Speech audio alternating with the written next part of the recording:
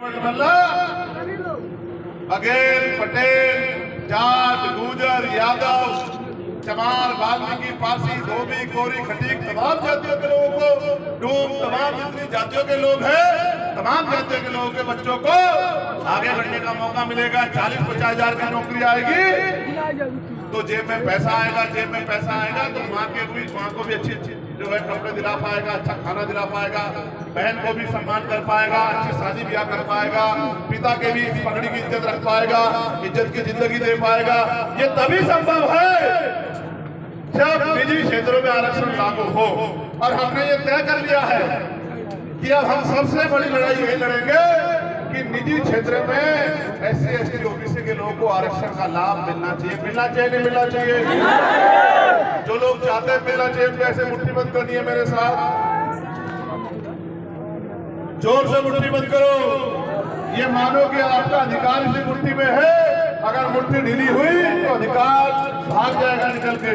मिलना चाहिए, नहीं मिलना चाहिए? हाथ नीचे करो। अब मुझे जोश नजर आ रहा है, गौर करो मेरी बात है।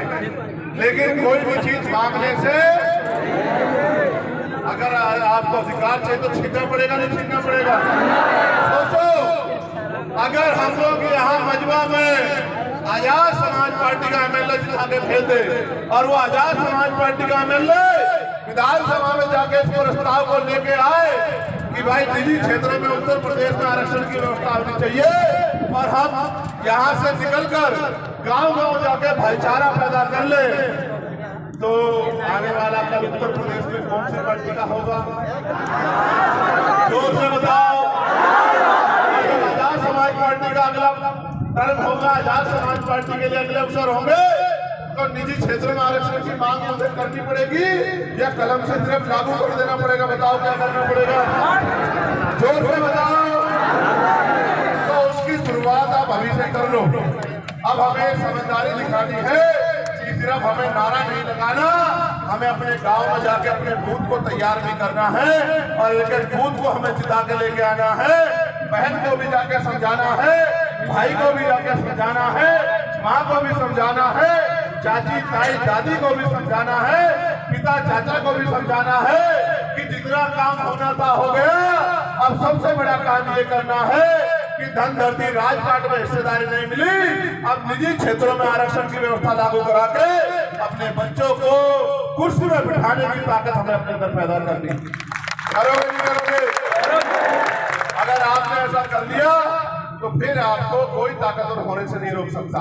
अब महसूस करो, मैं तो देश भर में घूमता हूँ, मेरे पास होस्ट गार्ड के भाई आते हैं कि भैया कोई नहीं बोलता, आप ही बोल सकते हो, हमारा वेतन मानदेय बढ़वा दो, हमें जो है हमें और सुविधा भी मिल जाए, पेंशन का लाभ भी मिल जाए, हमें और लाभ भी मिल जाए, तो भैया हमारे बारे में सोचो।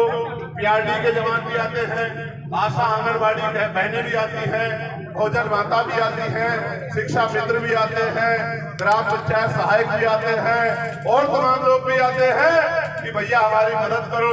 बीएड के बच्चे आते हैं, हमारी आवाज उठाओ। BTC के बच्चे आते हैं, हमारी आवाज उठाओ। 49,000 शिक्षक भर्ती के बच्चे आते हैं, भैया नौकरी दिला दो। ये SSC GD के बच्चे भी यहाँ हैं, वो भी आते हैं, भैया हमारी नौकरी दिलवा दो।